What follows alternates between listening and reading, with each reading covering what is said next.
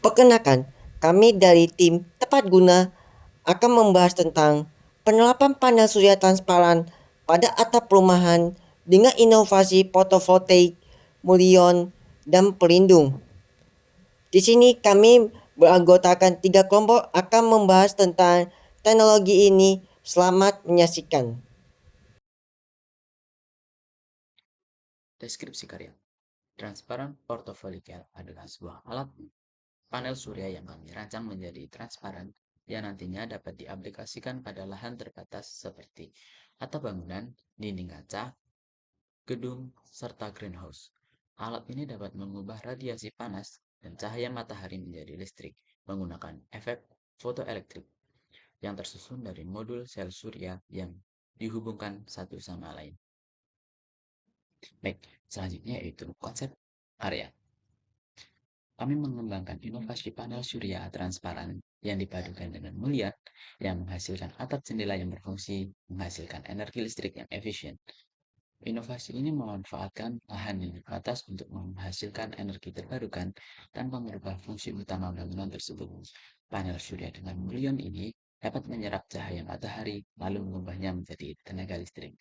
Selain itu, inovasi ini menambahkan nilai estetika bagi bangunan karena panel surya transparan ini dapat menjadi bagian dari desain arsitektur.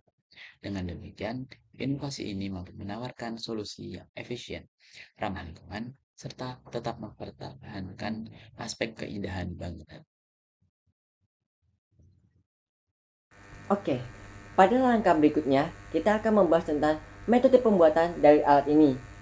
Metode alat ini menggunakan sistem transistor PN seperti panel surya, menggunakan transistor PN untuk menghasilkan energi dari cahaya matahari. Bagaimana cara pembuatannya? Seperti tertera pada PPT ini, langkah pertama kita lakukan adalah pembuatan lapisan bawah negatif dengan bahan semikonduktor. Bahan semikonduktor yang kita pakai ada zinc oksida (ZnO). Kita pertama-tama dengan melamburkan komponen zinc ini membentuk lapisan wafer dan tipis dan juga transparan untuk membentuk lapisan bawah transistor bagi kaca panel surya ini. Selanjutnya, kita akan memasukkan deposisi uap kimia agar bisa membentuk lapisan zinc oksida ini menjadi konduktor negatif sehingga cocok untuk transistor PN untuk membentuk sel surya ini. Selanjutnya, seperti yang tertera, kita akan membuat lapisan atas. Lapisan atas ini kita gunakan sebagai lapisan positif untuk sel surya ini. Nah, sel surya ini kita gunakan dengan bahan yaitu merupakan perak dan juga karbon. Alasan kita menggunakan kedua komponen ini adalah memiliki transmisi dan juga konduktivitas yang lebih baik dibandingkan dengan komponen positif yang lainnya. Komponen ini kita membentuk layer tipis dan transparan juga sehingga bisa menyaingi dari komponen negatif yang telah kita buat, sehingga dua komponen ini bisa menjadi sama-sama transparan untuk membuat panel surya transparan ini agar bisa membentuk transistor PN untuk membentuk sel surya ini. Selanjutnya, kita seperti langkah berikutnya adalah penyambungan lapisan transparan dari lapisan atas positif dan juga lapisan bawah negatif. Setelah kita membentuk layer tipis yang telah kita buat pada langkah sebelumnya, layar tipis-tipis ini yang telah jadi transparan berikut kita gabungkan menjadi satu. Nah, setelah kita gabungkan menjadi satu, kita ini akan membentuk sebuah transistor yang berisi dari sisi negatif dan sisi positif. Sehingga dari kedua sisi ini akan membentuk transistor PN yang bisa menghasilkan energi dari sistem fotovoltaik dari sinar matahari. Di sini kita menggabungkannya itu dengan silikon oksida sehingga kita bisa menggabungkan kedua komponen ini dengan baik. Selanjutnya, setelah kita membentuk komponen panel surya yang transparan, selanjutnya kita akan menghubungkan komponen panel surya transparan ini dengan elektroda. Nah, elektroda ini tuh sebagai penyalur energi yang telah dihasilkan oleh panel surya ini menuju ke baterai. Bagaimana caranya? kita akan menghubungkan kabel tembaga tipis pada bagian samping transistor PN ini atau panel surya ini agar bisa menghubungkan energi yang dihasilkan oleh transistor PN ini menuju ke kabel atau baterai holder yang ada di bagian belakang dari panel surya transparan ini yang akan kita pasang pada mulion nantinya. Berikut untuk metode pembuatan pada transistor PN pada panel surya transparan ini. Mekanisme mulion. Bagaimanakah sistemnya? Oke, jadi begini. Mulion ini merupakan penyangga bagi atap atau jendela pada rumah. Nah, pada penyangga tersebut kita akan berikan lubang pada bagian tengahnya. Lubang pada bagian tengah ini berfungsi sebagai kabel penghubung antara panel surya menuju baterai. Nah, karena kita menggunakan banyak panel surya bukan pada satu titik saja, tetapi banyak titik yang kita gunakan untuk panel surya ini, sehingga mulion ini juga sebagai penghubung antara panel surya satu dan lainnya. Oleh karena itu, kita bisa mendistribusikan energi arus listrik ini dengan secara merata dan juga bisa mengumpulkan pada satu titik yang sama, yaitu pada baterai.